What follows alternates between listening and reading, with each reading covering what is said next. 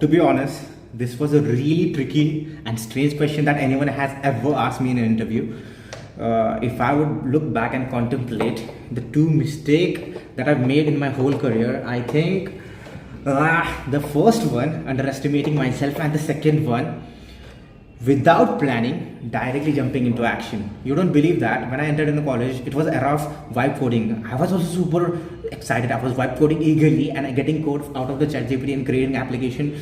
And that time, I was a programmer. I can able to write a code with my hand, but I was vibe coding. And at one point, I completely forget in my vibe coding skills and completely dependent upon the GPT. And one point, literally begging AI, bro, fix this code. I was taking screenshots, sending it to him, and here's the error occur, fix this error. I was like crying it. You don't believe that I've stuck in the loop, and the project that I've created that won't even relevant.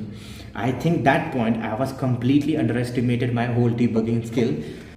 And the second mistake is when new programmers start learning programming, he learns a programming language, he learns a data structure, and he went to the lead code to build a programming muscle. He starts solving the problems. I was one of it. I went over the lead code, I look at the questions, start writing the code.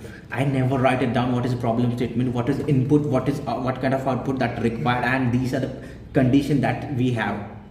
Then I figure out, I was only able to write a brute force approach, but I started writing down, I understand, I was able to boil down the complexity, and eventually I improvise. And still though I used to make a mistake, but every time, every day I learn a new thing and I rectify it.